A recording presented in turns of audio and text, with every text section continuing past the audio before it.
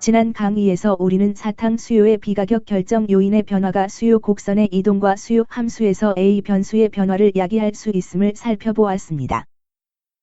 그러한 사례로 우리는 아이스크림 가격의 하락이나 아이스크림 가격의 상승을 예로 들었습니다. 기억하시는 대로 A 변수가 변경되면 수요 곡선의 내향 또는 외향 이동을 야기하지만 수요 곡선의 경사도는 변경되지 않습니다.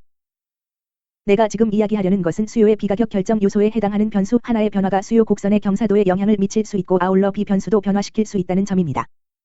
기억하시겠지만 B 변수는 경사도의 역수로 수량 변화를 가격의 변화로 나눈 것입니다. 이제 선형 수요 함수에 대한 대단원의 강의를 마무리하기 전에 한 가지 시나리오를 더 살펴보겠습니다.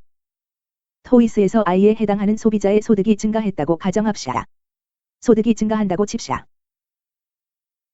자, 여기서 제가 하고 싶은 가정은 소득이 높다는 것은 아이스크림 소비자가 아이스크림 가격의 변화에 대해 덜 민감하게 반응한다는 의미지만 자생적 수요 수준, 즉 수량 절편은 변하지 않습니다.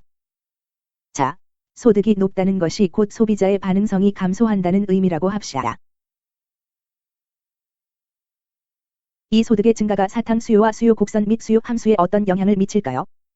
수요 함수의 수량 절편, 즉 A 변수는 기존의 600과 같다고 칩시다. 다시 말해서 우리의 수요 곡선은 내향 또는 외향 이동하지 않을 것입니다. 대신 B 변수에서 변화가 발생하여 수요 곡선이 회전하게 됩니다. 이에 대해서는 곧 설명하겠습니다. 내가 하려는 것은 이렇습니다.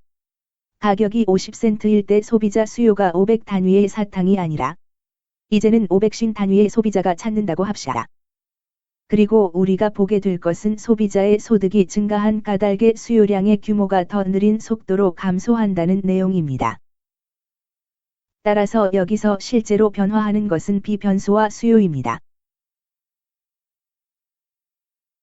새로운 B 변수를 찾기 위해서는 이 시리즈의 첫 번째 수업에서 내가 알려준 방법을 사용해야 합니다. 그 방법은 수량 변화를 구하고 그것을 가격 변화로 나누어야 합니다.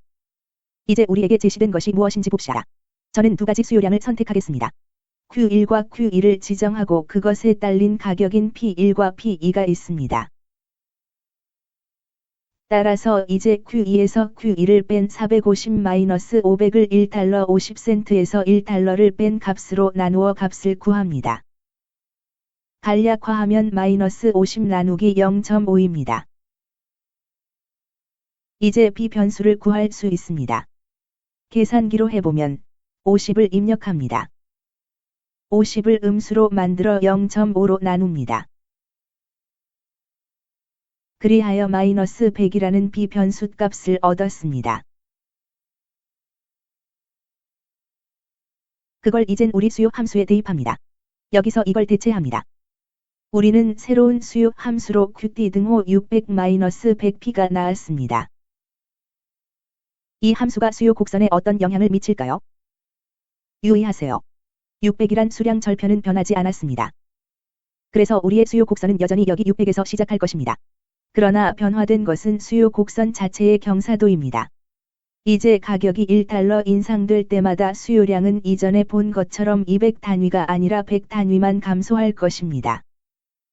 이제 가격이 1달러 상승함에 따라 여기에서 수직축을 따라 0에서 1로 이동하고 수직축에서 0에서 1로 이동하고 수요량은 100만큼만 감소할 것입니다.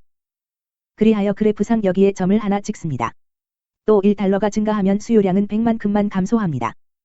내가 그걸 아는 까닭은 B 변수는 상승 이동 대비 좌우 이동, 즉 가격 변동 대비 수요량의 변화와 같기 때문입니다. 그래서 가격의 변화가 1달러씩 올라갈 때마다 수량의 변화는 1만큼 감소합니다. 그래서 우리는 B 변수 -100을 구했고 다음과 같은 새로운 수요 곡선을 얻었습니다. 원래 기존의 수요 곡선과 같은 수량 절편 600을 사용했지만 어떤 결과가 되었는가 하면 수요가 증가하고 기울기는 급경사가 되었습니다. 따라서 여기로 이동해 이것을 해석합니다. B 변수가 감소하면 수요가 증가하고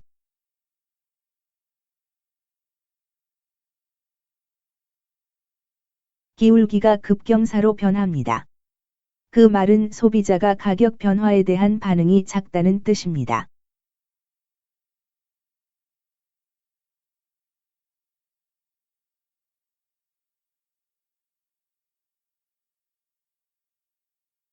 이것이 B 변수가 변경될 때 일어나는 일입니다. 소득이 감소했다면 어떨까요? 여기에서 시나리오를 하나 더 해보겠습니다. 소비자가 가격 변화에 더 잘 반응하면 어떻게 되는지 살펴보겠습니다. 소득이 감소하면 아이스크림을 찾던 소비자는 아이스크림을 덜 찾게 되므로 가격 변동에 더 민감하게 반응합니다.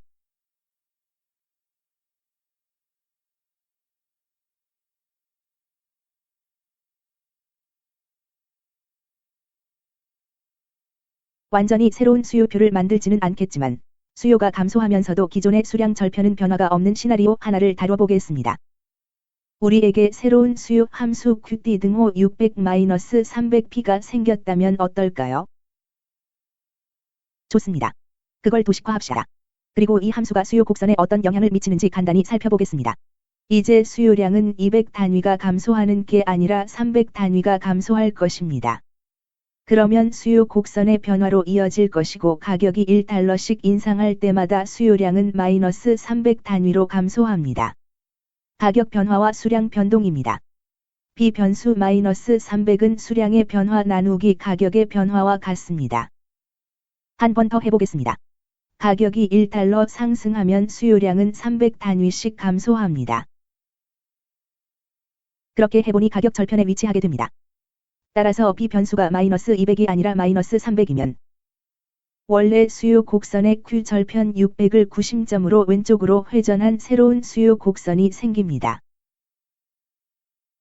결론을 내리기 위해 아래로 이동합니다. 좀 더 아래로 이동합니다. B 변수가 증가하면서 수요가 감소한 것입니다.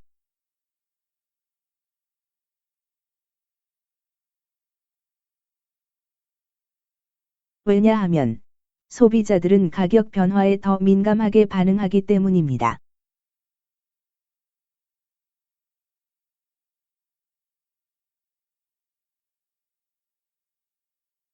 그렇다면 이것이 수요 곡선에 어떤 영향을 미칠까요?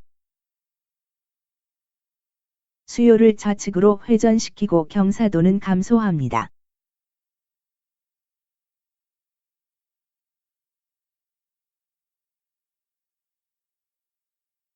B 변수가 증가하면 수요 곡선은 실제로 기울기가 완만해집니다. 다시 말하지만 B 변수가 증가하면 가격 변화에 대한 소비자의 반응성이 높아지기 때문입니다. 선형 수요 함수에 대한 강의를 통해 우리는 수요표 또는 수요 곡선의 데이터를 사용하여 수요 함수를 계산하는 방법을 살펴보았습니다. 수요 곡선을 따라가는 움직임을 다뤘으며 임의의 가격일 때 수요량을 어떻게 계산할지도 논의했습니다. 우리 수요표에 나와 있어 육안으로 쉽게 확인되는 것뿐만 아니라 수요표에는 없는 어중간한 임의의 가격과 조응하는 수요량을 계산할 수 있었습니다. 다음으로 수요의 비가격 결정 요인의 변화가 어떻게 수요 변화의 원인이 되는지를 이야기했습니다. 우리가 사용한 예는 대체제인 아이스크림의 가격 변화가 수요 함수에서 A 변수의 변동을 야기해 수요 곡선을 내향 또는 외향 이동시켜 수량 절편을 증가 또는 감소시키는 사례였습니다. 마지막으로 이 강의에서 우리는 소비자의 소득 변화와 같은 수요의 비가격 결정 요인이 어떻게 가격 변화에 대한 소비자의 반응을 변화시키고 수량 절편을 구심점으로 수요 곡선의 회전을 야기하여 가격 변화에 대한 소비자들의 반응성을 증감시키는지를 이야기했습니다.